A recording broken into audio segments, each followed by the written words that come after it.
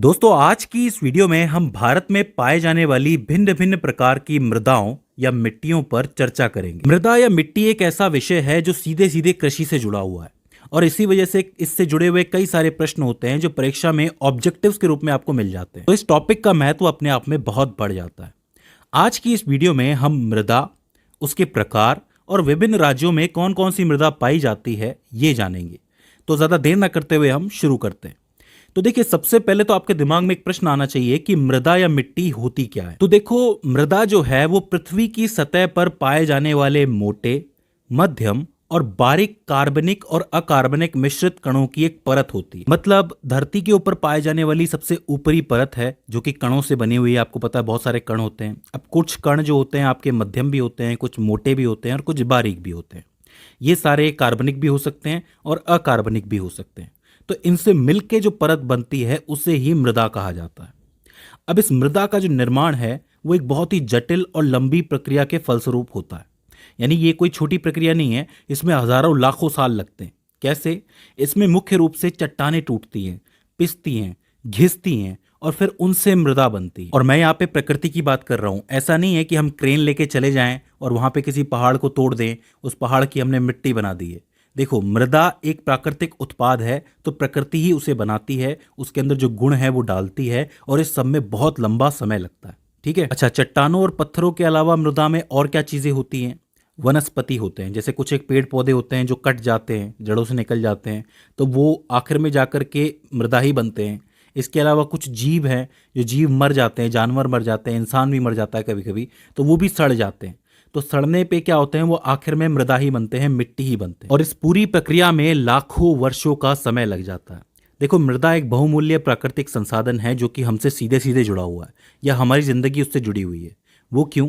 वो इसलिए कि अगर इसकी प्रकृति व उर्वरता सही है तो इससे एक अच्छा कृषि उत्पादन पैदा होगा। और इंसानों के लिए ये बात बहुत ही फायदेमंद है, क्योंकि हमारी कृषि अच्छी होगी तो हमारे पास खाने की चीज़ें मौजूद होंगी।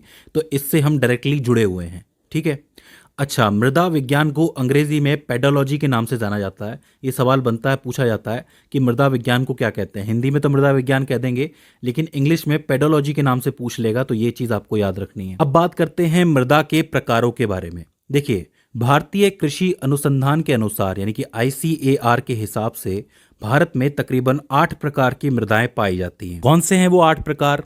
एक है जलोढ़ मृदा, एक काली कपास मृदा, लाल मृदा, लेटेराइट मृदा, पर्वतीय या फिर वन मृदा, शुष्क या मरुस्थलीय मृदा, लवणीय या फिर क्षारीय मृदा, पीटमय या दलदली मृदा। ये 8 ऐसे मिट्टी के प्रकार हैं जिनका विस्तार भारत के अंदर बहुत ज्यादा है। जिसमें से भी सबसे ज्यादा इंपॉर्टेंट ये ऊपर की 4 मिट्टियां हैं, जलोढ़, काली, लाल और लेटेराइट। इनके बारे में हम बहुत अच्छी तरीके से पढ़ेंगे।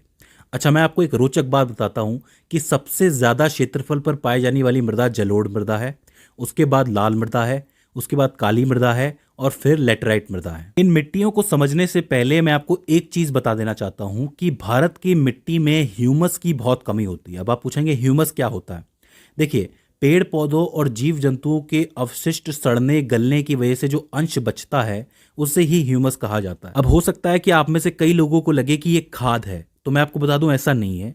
जो खाद होती है उसमें मोटे टुकड़े भी होते हैं और खाद को विघटित होने में कुछ साल का वक्त लग जाता है। जब खाद पूरी तरीके से विघटित हो जाती है, पूरी तरीके से, तब जाकर के वो ह्यूमस में परिवर्तित होती है। तो खाद और ह्यूमस में फर्क यही होता है कि खाद आखिर में जाके ह्यूमस बनती है और ह्यूमस तो ह्यूमस होता ही है। तो भारत की जो मिट्टियां हैं उसके अंदर ह्यूमस की बहुत कमी होती है। ये पॉइंट आपको याद रखना है। इसके अलावा नाइट्रोजन की भी कमी होती है और फास्फोरस की भी कमी होती है। तो ये 3 तत्व हो जाते हैं, ह्यूमस, नाइट्रोजन और फास्फोरस। ठीक है। अब हम एक एक करके 8 मृदाओं को समझने की कोशिश करते हैं, उनका विस्तार देखते हैं और उनकी विशेषताएं देखते हैं। सबसे पहले हम बात करते हैं जलोढ़ मृदा के बारे में। देखिए, जलोढ़ मृदा के नाम से पता चल रहा है कि एक ऐसी मृदा जो कि जल के माध्यम से आ रही है। जल शब्द इसमें आपको नजर आ रहा होगा। तो ये जो मृदा होती है, जलोढ़ मृदा, ये बहते हुए पानी के द्वारा बहाकर लाई गई होती है और आसपास के एरिया में जमा कर दी जाती है। यानी कि अगर किसी पहाड़ से कोई नदी निकलती है और पहाड़ के आसपास नीचे कोई मिट्टी है, तो वो नदी क्या करेगी, उस मिट्टी को बहाते हुए लेके आएगी और फिर आके मैदानी इलाकों में छोड़ देगी। तो इसका मतलब जो ज़्यादातर मिट्टी है ये वाली, जो पानी के द्वारा ही लाई जाती है, और यही कारण है कि इसका क्षेत्रफल भारत के अंदर सबसे ज्यादा है। जलोढ़ मृदा को जलोढ़क, दोमट व कछारी मृदा के नाम से भी जाना जाता है। अब इस बात को समझना कि दोमट जो मिट्टी होती है और कछारी मिट्टी जो होती है उसमें मोटाई और खनिजों का फर्क होता है। मतलब एक जो होती है वो मोटाई में ज़्यादा होती है और खनिजों में भी फर्क होता है। परंतु ये दोनों जो मिट्टियाँ होती है, दोमट और कछारी, दोनों की दोनों किसी न किसी नदी द्वारा बहाकर लाई जाती है। इसीलिए इन दोनों को जलोढ़ मृदा ही कहा जाएगा, क्योंकि इन्हें जल के द्वारा बहाकर लाया जा रहा है। अब जो जलोढ़ मृदा होती है उसका उपजाऊपन किसी और मिट्टी से सबसे ज्यादा होता है, मतलब इसका उपजाऊपन सबसे ज्यादा माना जाता है। यह उत्तरी मैदानों में और तटीय मैदानों में सबसे ज्यादा पाई जाती है। अब सीधी सी बात है, जहां नदी जाएगी वहीं पे मिट्टी भी जाएगी, तो मैदानों में मिट्टी जाती है, तटीय इलाकों में जाती है, तो वहां ये पाई जाएगी। इसके अलावा इस मिट्टी में चूना, पोटेशियम, कार्बनिक पदार्थ और पानी भी बहुत अच्छी मात्रा में होता है, तो इससे अच्छी खासी खेती की जा सकती है। इसमें उगने वाली जो प्रमुख फसलें होती हैं वो तंबाकू, चावल, धान, आलू, गेहूं, बाजरा आदि होती हैं। तो ये फसलें बहुत इंपॉर्टेंट है और बहुत सारी इसके अंदर उगाई जाती है। बात करें जलोढ़ मिट्टी के प्रकार की, तो दो तरीके की जलोढ़ मिट्टी होती है। एक होती है बांगर और एक होती है खादर। बांगर जलोढ़ मिट्टी जो होती है वो पुरानी जलोढ़ कहलाती है, मतलब पुरानी मिट्टी कहलाती है, और खादर जो है वो नई जलोढ़ कहलाती है। आप जरा सोच के देखिए कि कुछ ऐसे इलाके होते हैं जिसमें हर साल बाढ़ आ जाती है। अब बाढ़ आ रही है तो नदी आ रही है, नदी आ रही है तो मिट्टी भी आ रही है, तो हर साल नई नई मिट्टी आती है। तो वो कौन सी हो गई? खादर हो गई, मतलब नई मिट्टी हो गई, नई जलोढ़ मिट्टी हो गई। और जिन जगहों पे 4-5 सालों में या 8 सालों में, 10 सालों में एक बार बाढ़ आती है, तो वहां की मिट्टी पुरानी होगी, यानी कि वो बांगर मिट्टी होगी। ठीक है, तो ये फर्क आपको याद रखना है। तो ये सारी चीजें जलोढ़ मृदा के बारे में पूछ ली जाती हैं, इनको आपको याद रखना है। इसके बाद बात करते हैं काली मृदा के बारे में। काली मृदा को रेगुर मिट्टी, काली कपास मिट्टी, खनिज मिट्टी, लावा मिट्टी या फिर अंतर्राष्ट्रीय स्तर पर चेरनोजम के नाम से जाना जाता है। काली मिट्टी जो होती है वो ज्वालामुखी प्रक्रिया के दौरान बनती है। होता क्या है कि ज्वालामुखी में से जो लावा निकलता है, चट्टानें निकलती है, पत्थर निकलते हैं, और फिर वो जब घिसते हैं उनसे काली मिट्टी बनती है। तो आप ये समझ लो कि ये ज्वालामुखी की मिट्टी है एक तरीके से। भारत में मुख्यतः जो दक्कन के पठार आपको देखने को मिलते हैं, यहाँ पे ये वाली मृदा सबसे ज्यादा देखी जाती है। इस मिट्टी का जो काला रंग है वो टिटेनीफेरस मैग्नेटाइट, ध्यान से सुन लो, टिटेनीफेरस मैग्नेटाइट एवं ह्यूमस की उपस्थिति के कारण होता है। इसमें थोड़ा बहुत ह्यूमस होता है और स्पेशली टिटेनीफेरस मैग्नेटाइट होता है, जिसकी वजह से इसका रंग काला दिखाई देता है। काली मिट्टी मुख्य रूप से महाराष्ट्र के कुछ इलाकों में दिखाई देती है। इसके अलावा कर्नाटक, गुजरात और एमपी में भी पाई जाती है। काली मिट्टी में आयरन, चूना, कैल्शियम, पोटेशियम, एल्यूमिनियम और मैग्नीशियम की भरपूर मात्रा होती है, और साथ ही इसके अंदर नमी बनी रहती है, मतलब इसमें काफी देर तक नमी बनी रहती है, और इसीलिए बगैर वर्षा के भी इसमें जो उगने वाली फसलें होती हैं उनको नमी मिलती रहती है। ये एक इंपॉर्टेंट पॉइंट है कि अगर इसमें बहुत देर तक पानी रहेगा, नमी रहेगी, तो इसकी फसल के लिए उतना ही अच्छा है। मान लो कि बारिश नहीं हुई है तब भी इसको नमी मिलती रहेगी फसलों को। इसमें मुख्यतः कपास की खेती होती है और स्पेशली इसके अंदर दरारें देखी जाती हैं। जब ये मिट्टी सूख जाती है, इसकी नमी खत्म हो जाती है, तब इसके अंदर दरारें देखी जाती हैं। ठीक है, इसके बाद बात करते हैं लाल मिट्टी के बारे में। लाल मिट्टी जो होती है उसका रंग लाल भी दिखाई देता है, पीला भी दिखाई देता है और चॉकलेटी रंग भी दिखाई देता है। जिन इलाकों का वातावरण शुष्क होता है, मतलब गर्म होता है, और वहां पे बारिश बहुत कम होती है, तो ऐसी जगहों पर लाल मिट्टी का निर्माण सबसे ज्यादा होता है और वहां पे सबसे ज्यादा पाई जाती है। यह मिट्टी जैसे ही पानी के संपर्क में आती है तो ये हल्की हल्की पीली नजर आती है। मतलब पहले तो लाल होती है, जब सूखी भी होती है, जैसे इसमें पानी डालोगे तो थोड़ी ये पीली नजर आएगी। ठीक है, इस मिट्टी में लोहा, एल्यूमिनियम और चूना सबसे ज्यादा होता है, और लोहे की वजह से ही इसका रंग हमें लाल नजर आता है। देखिए, लोहे की वजह से फेरस ऑक्साइड बनता है, यानी कि जंग बनती है, और जंग का जो कलर होता है वो लाल होता है, और इसी वजह से इस मिट्टी का कलर भी लाल नजर आता है। भारत में ये मिट्टी उत्तर प्रदेश के बुंदेलखंड से लेकर दक्षिण के प्रायद्वीप तक जाती है, मतलब प्रायद्वीप तक इसका फैलाव देखने को मिलता है।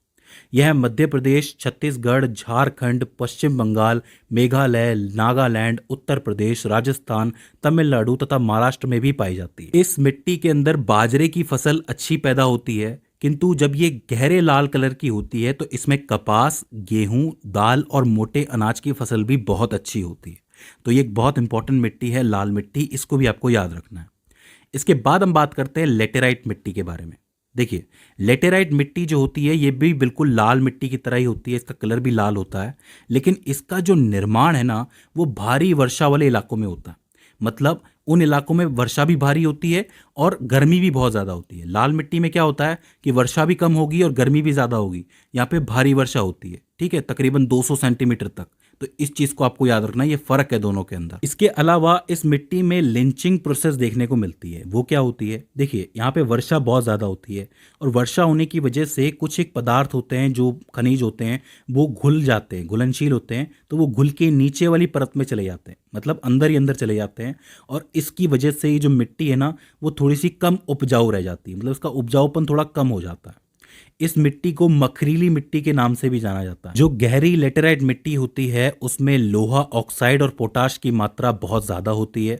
इसमें लोहा, एल्यूमिनियम और चूने की मात्रा भी बहुत ज़्यादा होती है। इस मिट्टी में मेनली चाय और कहवा, ये दो चीज़ें हैं। चाय और कहवा जैसी फसलें बहुत अच्छी होती हैं, तो इसके लिए बहुत उपयोगी मिट्टी कहलाती है। पूरे विश्व में लेटेराइट मिट्टी जो है वो कर्क और मकर रेखा के बीच के हिस्सों में कुछ एक क्षेत्रों में देखी जाती है। अगर हम भारत की बात करें तो भारत में कुछ एक जगह हैं, ध्यान से लिखना इनको। तमिलनाडु के पहाड़ी भागों के निचले क्षेत्रों में, कर्नाटक के कुर्ग जिले में, केरल राज्य के चौड़े समुद्री तट पर, महाराष्ट्र के रत्नागिरी जिले में, पश्चिम बंगाल के वेसाइट और ग्रेनाइट पहाड़ियों के बीच में, उड़ीसा के पठार के ऊपरी भागों में और असम के कुछ एक भागों में ये मिट्टी पाई जाती है। याद रखना, बहुत इंपॉर्टेंट मिट्टी है, कई सारी जगहों पे पाई जाती है। ये क्षेत्र आपको याद रखने हैं, ठीक है। इस मिट्टी की एक खास बात यह है कि इससे ईंट बनाई जाती है। पूछ लिया जाता है कि कौन सी मृदा या मिट्टी से ईंट बनती है, तो ये एक इंपॉर्टेंट मिट्टी है, इसका नाम आपको याद रखना है। तो ये 4 इंपॉर्टेंट मिट्टियां हो जाती हैं। इसके बाद और 4 की बात कर लेते हैं। सबसे पहले बात करते हैं लवणीय मिट्टी की। लवणीय मिट्टी जो होती है इसमें मृदा लवणता बहुत ज़्यादा होती है, मतलब लवण की मात्रा बहुत ज़्यादा होती है। ये लवणता जो है खनिजों की वजह से हो सकती है, समुद्र के पानी की वजह से हो सकती है। और इस वजह से ये जो मिट्टी होती है ये अनुत्पादक मिट्टी होती है, मतलब इसकी उत्पादक क्षमता बहुत कम होती है, ठीक है। इसे रेह, ऊसर या फिर कल्लर के नाम से भी जाना जाता है। ध्यान से सुनना, रेह, ऊसर या फिर कल्लर, 3 और नाम है इसके। ये मिट्टियां अपने अंदर मैग्नीशियम, सोडियम और कैल्शियम लवण समाहित करती हैं। इसी की वजह से लवणता बहुत ज़्यादा होती है। यह उत्तर प्रदेश, पंजाब, गुजरात के कच्छ, बिहार, हरियाणा, महाराष्ट्र व राजस्थान के कुछ एक हिस्सों में पाई जाती है। तो एक बहुत ज़रूरी मिट्टी हो जाती है लवणीय मिट्टी, इसको आपको याद रखना है। इसके बाद आती है आपकी पर्वतीय मिट्टी, जो कि बहुत आसान है याद करने में। वो मिट्टी जो पहाड़ों में पाई जाती है उसे पर्वतीय मिट्टी कहते हैं, सिंपल सी बात है। इसका विस्तार आपको मुख्यतः उत्तर व उत्तर पूर्वी पहाड़ों में देखने को मिल जाएगा। जो उत्तर भारत है हमारा, उसके जैसे कि लद्दाख के पहाड़ हो गए, हिमाचल प्रदेश के पहाड़ हो गए, जम्मू कश्मीर के पहाड़ हो गए, सिक्किम, उत्तराखंड, अरुणाचल प्रदेश, इन सब के पहाड़ों में पर्वतीय मिट्टी सबसे ज़्यादा पाई जाती है। अच्छा, इन इलाकों में सेब की खेती सबसे प्रमुख होती है। जैसे कि जम्मू कश्मीर का सेब बहुत मशहूर है, क्योंकि वहाँ का टेम्परेचर भी कम है, तो वहाँ पे सेब की खेती बहुत अच्छी होती है इन्हीं मिट्टी के अंदर। तो ये चीज़ भी आपको याद रखनी है। इसके बाद बात करते हैं मरुस्थलीय मिट्टी के बारे में। मरुस्थलीय मिट्टी यानी कि रेगिस्तानी मिट्टी, इसके अंदर नमी बहुत कम होती है, तो इसे कम नमी वाली मिट्टी भी कहते हैं। ये पाई कहाँ जाती है? राजस्थान में पाई जाती है, सीधी सी बात है, पहले आपके दिमाग में आ जाना चाहिए। गुजरात में पाई जाती है, पंजाब और हरियाणा के भी कुछ एक इलाकों में पाई जाती है। इसमें जो मेन खेती होती है वो किस चीज़ की होती है? बाजरे की, ज्वार की व सरसों की। ये 3 इंपॉर्टेंट खेतियां हैं, इसको आपको याद रखना है। इसके बाद आपकी पीट में या फिर दलदली मिट्टी आती है। अब इसको तो आप यूं ही पहचान सकते हो कि ऐसी मिट्टी जो कि बहुत ज़्यादा वर्षा होने की वजह से बनती है। जैसे कि बहुत ज़्यादा वर्षा हो जाती है, कुछ एक जंगल होते हैं, वर्षावन जिसको आप कहते हो, वहाँ पे बहुत वर्षा होती है, उसकी वजह से ये मिट्टी ढीली पड़ जाती है, कीचड़ बन जाता है। तो यही मिट्टी जो है आपकी दलदली मिट्टी कहलाती है। इसकी खास बात ये होती है कि इसके अंदर ह्यूमस की मात्रा बहुत ज़्यादा होती है। वो क्यों? क्योंकि चूंकि अगर ये वन में है तो जीव भी पाए जाएंगे, जीव मरेंगे तो इसी में आकर के मरेंगे। या फिर मान लो कि कोई वनस्पति है, पेड़ पौधे हैं, वो टूट के गिर रहे हैं, वो भी यहीं सड़ रहे हैं, तो इस वजह से यहाँ पे ह्यूमस बन जाता है, ठीक है। ये जो है केरल, उत्तराखंड और पश्चिम बंगाल में पाई जाती है। कौन सी मिट्टी? दलदली मिट्टी। तो ये हो जाती हैं आपकी 8 प्रमुख मिट्टियाँ जो भारत के अंदर पाई जाती हैं। अब एक आखिर में एक चीज़ बच जाती है और वो है पीएच स्केल। पीएच स्केल जो होती है वो अम्लीयता व क्षारीयता दिखाने वाली स्केल होती है। अगर किसी मिट्टी का जो पीएच है वो 7 है तो वो मिट्टी उदासीन है, मतलब ना वो अम्लीय है ना वो क्षारीय है।